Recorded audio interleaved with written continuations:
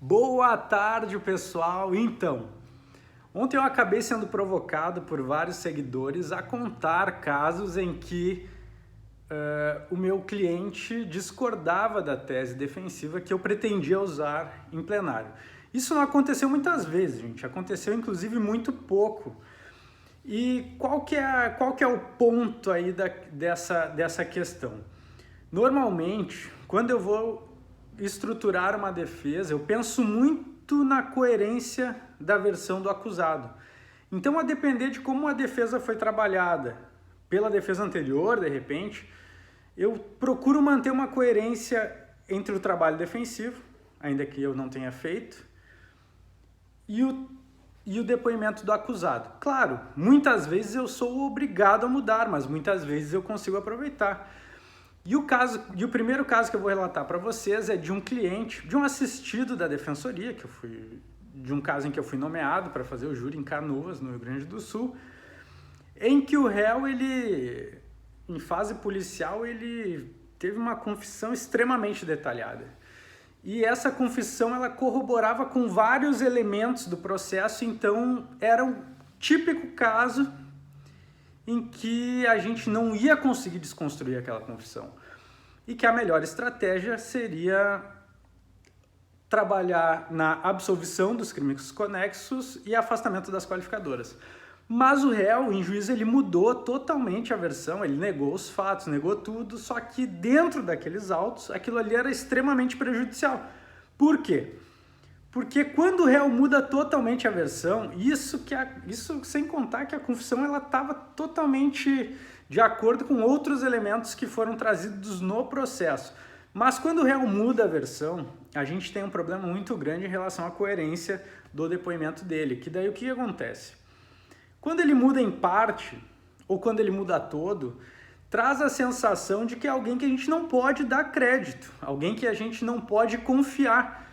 Isso pode ser explorado, e normalmente é, pelo Ministério Público, nesse sentido de dizer que, o acusado diz uma coisa uma hora, diz outra coisa outra hora, então a gente acredita nessa tentativa de ludibriar o conselho de sentença ou aceita que ele não sabe o que diz ou que ele só está tentando dizer algo para se safar. No caso desse julgamento, eu conversei com o acusado e, gente, a defesa pessoal, ela faz parte da defesa.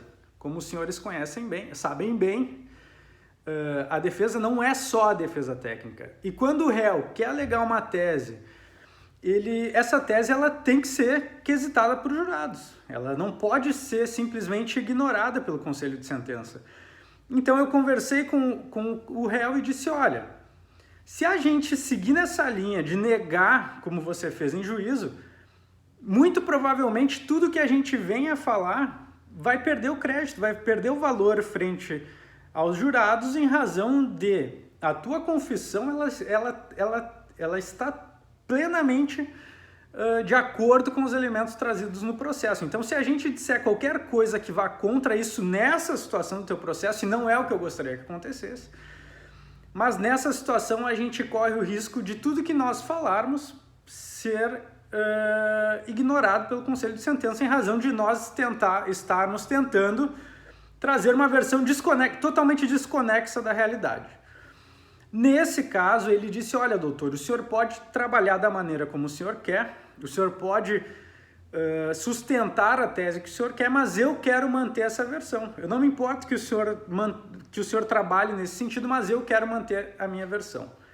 Então, na sustentação, eu expliquei para os jurados o que se tratava, do que era composta a defesa pessoal, a defesa técnica, e a versão que o réu queria apresentar era de negativa de autoria, ele havia negado os fatos e tal, mas que a defesa técnica entendia que haviam elementos suficientes para uma condenação, embora o réu negasse os fatos, e começamos a trabalhar ali no afastamento de qualificadoras e na tentativa de absolvição do crime conexo. E o que isso demonstra?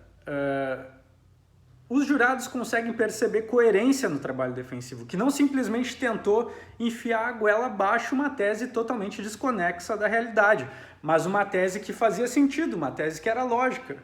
E o réu ele sustentou a dele, negativa de autoria. Isso não é quesitado de forma específica, mas inclusive o magistrado ele ressalta na hora da quesitação dizendo, olha, a tese trazida pela defesa técnica foi essa e a tese que o réu trouxe foi essa. Então elas podem ser votadas, inclusive nesse júri foi feito dessa maneira. Nós conseguimos absolver ele do crime conexo, mas ele acabou sendo condenado conforme a nossa pretensão. E como eu disse, gente, a gente não vai para o júri simplesmente alegar teses que seriam mais satisfatórias só por alegar. Se eu vejo que não tem pé nem cabeça, não faz nenhum sentido eu alegar, porque daí o que acontece? Ele certamente seria condenado por tudo, pelo conexo, com as qualificadoras, porque nosso discurso ele não ia ser coerente. O nosso discurso ia ser um discurso com um fundamento totalmente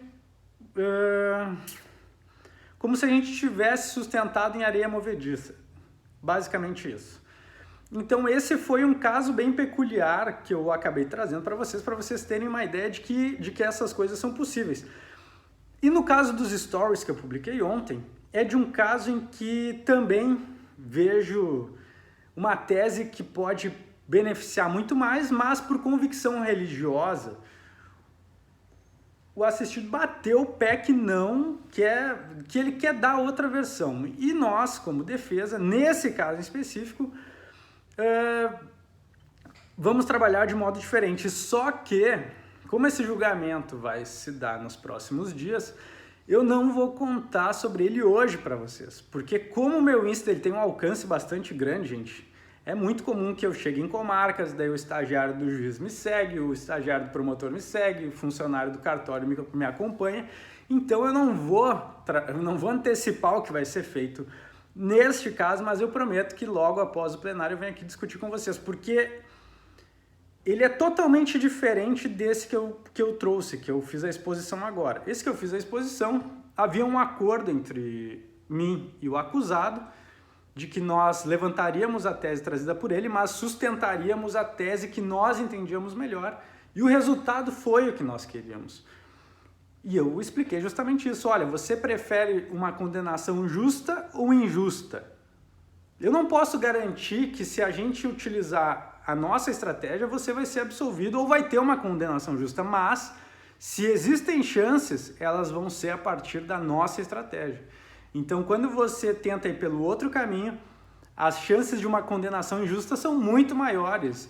E isso por quê? Porque o réu ele tem aquela visão de parte, ele tem vínculo emocional, ele tem uma capacidade de enxergar aquela situação de forma muito reduzida comparado a nós, advogados, que temos uma visão de todo o contexto, nós que conhecemos o julgamento ritual, como o réu é visto ali no banco dos réus, como aquela prova pode ser uma prova em que a acusação possa trabalhar de forma mais apelativa, mais desleal muitas vezes, de forma a prejudicar o acusado, independente da tese que ele queira que seja trabalhada. Enfim, então, em razão dessa publicação, resolvi fazer esse vídeo aqui um pouquinho mais comprido, mas dividindo com vocês algo que pode acontecer com vocês, gente.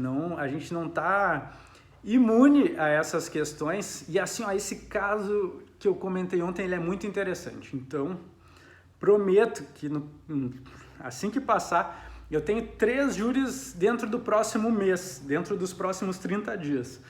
Assim que eu fizer esse plenário, eu vou trazer de forma mais detalhada qual era a situação, qual era a tese, qual era o desacerto ali e como nós vamos fazer uma volta para conseguir trabalhar nesse caso, tá bom? Espero que vocês tenham gostado, um beijo e até a próxima!